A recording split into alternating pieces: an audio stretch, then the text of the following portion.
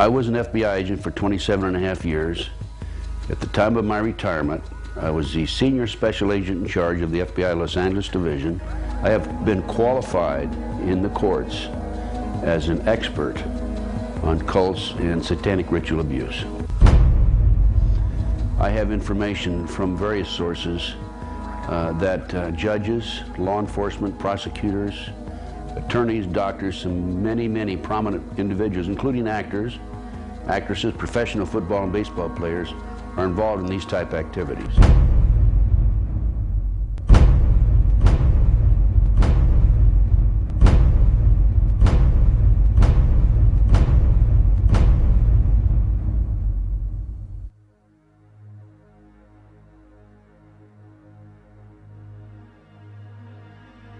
If you go back 225 or 30 years ago, you have what we call the Illuminati that was established in 1776.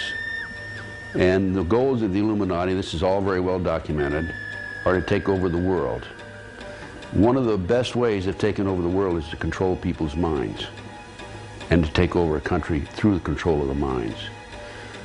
So what's happening in America, and based on my research and my interviews with numerous individuals, is that the powers that be, the higher-ups, the people in the Illuminati, are using the satanic cults as a means and as a tool to condition individuals and to make them victims of the mind control, MK Ultra mind control program. There's probably close to 4 million practicing Satanists in the United States alone, based on my intelligence information.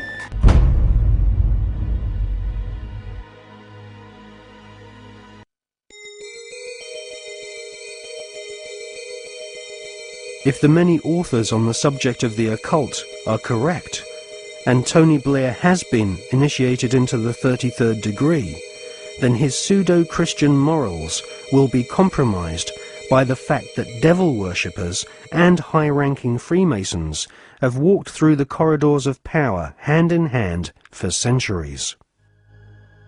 The Royal Archmasons describe their highest-ranking brothers as Grand Solicitor Generals of the Supreme Grand Chapter. There is a secret word, the name of the true Masonic God, which none are allowed to say in public. This name is Yarbulon.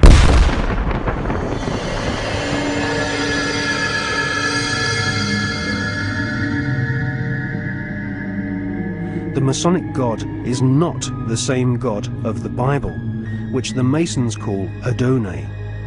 Yarbulon has been described by Christian minister Canon Brian Brindley as an unholy compound of the Hebrew name of God, Jehovah, with the heathen names for Baal and Osiris.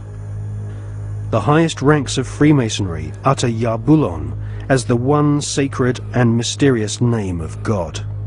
Yarbulon is a tripantheon Masonic god, in part deified as the historical Baal, which the Oxford English Dictionary confirms as being a Hebrew word. Baal is the chief male deity of the Phoenician and Canaanite nations. To the tribes of the Old Testament, Baal was the devil himself.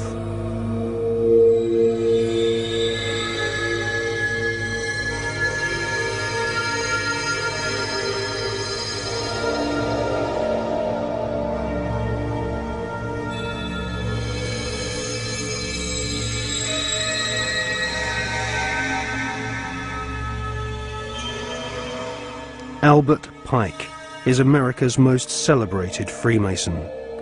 Pike was Grand Commander Sovereign Pontiff of Scottish Rite Freemasonry in the southern and western United States from 1859 to 1891. Scottish Rite Freemasonry has its own headquarters at the 33rd degree in Edinburgh.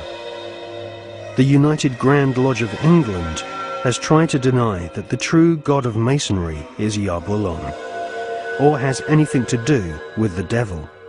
But Albert Pike describes Yarbulon as a symbol of the infinite and eternal Godhead, a mongrel word whose name has been for 2,000 years an appellation of the devil.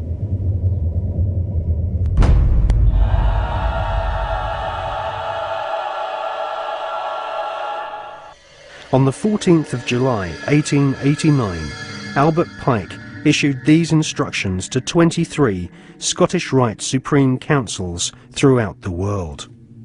We worship a God, but it is the God that one adores without superstition. To you, Sovereign Grand Inspectors General, we say this, that you may repeat it to the brethren of the 30th, 31st, and 32nd degrees. The Masonic religion should be the Luciferian doctrine. Lucifer is God. The true and pure philosophical religion is the belief in Lucifer. So, Yarbulon is really an alternative name for the devil. The last syllable, on, is a code name for the ancient Egyptian god Osiris, who was the god of the dead. There can be no doubt that the Scottish Rite form of Freemasonry in America and Britain is controlled by high-ranking 33rd degree Masons who worship Satan or Lucifer as their god.